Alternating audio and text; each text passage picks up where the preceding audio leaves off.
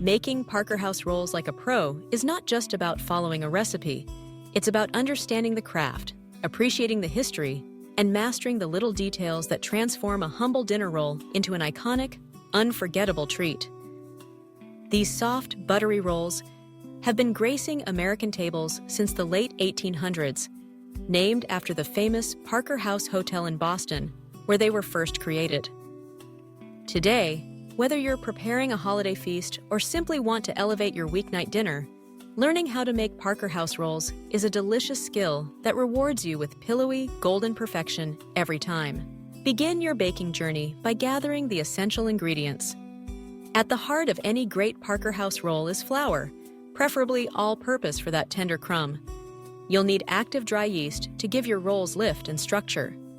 Milk provides moisture and richness, while granulated sugar adds just a touch of sweetness to balance the buttery flavor. Unsalted butter, both in the dough and brushed on top, is the hallmark of these rolls, creating that irresistible, glossy finish. Don't forget a pinch of salt, which enhances all the other flavors and brings harmony to the final product. And finally, eggs add richness and help bind the dough, contributing to the roll's soft and airy texture. Start by warming your milk to just above body temperature, about 110 degrees Fahrenheit. Too hot, and you risk killing the yeast. Too cold, and the yeast won't activate effectively. Sprinkle the active dry yeast over the warm milk, followed by a spoonful of sugar, which helps feed the yeast and kickstart the fermentation process. Let the mixture sit for about 5 to 10 minutes until it becomes frothy and aromatic. This step, known as blooming, ensures that your yeast is alive and ready to work its magic. While the yeast is activating, combine your flour and salt in a large mixing bowl. Create a well in the center, then pour in the frothy yeast mixture, melted butter, and beaten eggs. Using a wooden spoon or the dough hook attachment on a stand mixer, gently mix the ingredients until they come together to form a shaggy dough. This is where patience and attention to detail are key.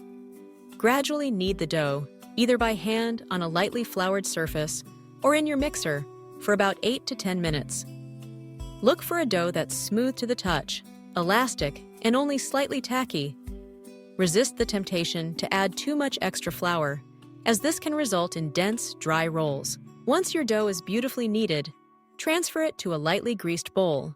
Cover it with plastic wrap or a clean kitchen towel, and let it rise in a warm, draft-free spot. This first rise, or proof, should take about an hour to 90 minutes, depending on the warmth of your kitchen. The dough is ready when it has doubled in size and springs back slowly when pressed with a finger. Now comes the signature step that sets Parker House rolls apart, their iconic folded shape. Turn the risen dough out onto a lightly floured surface and gently pat it into a rectangle, about ½ an inch thick. Using a round cutter or the rim of a glass, cut out circles of dough. Take each circle, lightly brush the center with melted butter, then fold it in half, pressing the edges together just enough to hold the shape, but not so tight that the roll can't expand in the oven. This classic fold creates that distinctive pocket, perfect for trapping extra butter or jam when served. Arrange the folded rolls in a buttered baking dish or sheet pan, spacing them just close enough so that they'll touch as they rise and bake. This encourages the rolls to bake up soft and pull apart tender, while the exposed edges become beautifully golden. Cover the pan loosely and let the rolls rise again for about 30 to 45 minutes until they're puffy and nearly doubled in size. Preheat your oven to 350 degrees Fahrenheit during the second rise. Just before baking, brush the tops of the rolls generously with more melted butter.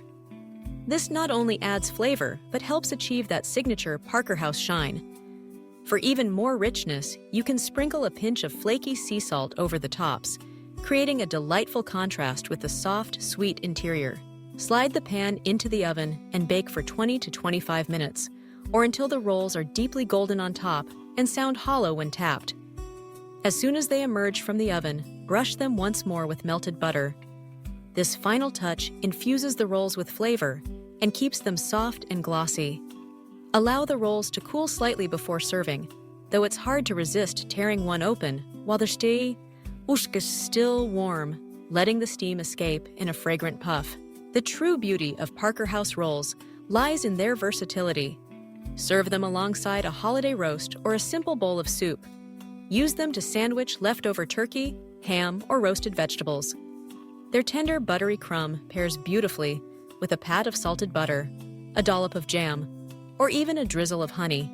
If you want to elevate your rolls even further, consider experimenting with subtle variations. Add a handful of finely chopped fresh herbs, such as rosemary, thyme, or chives, to the dough for a savory twist.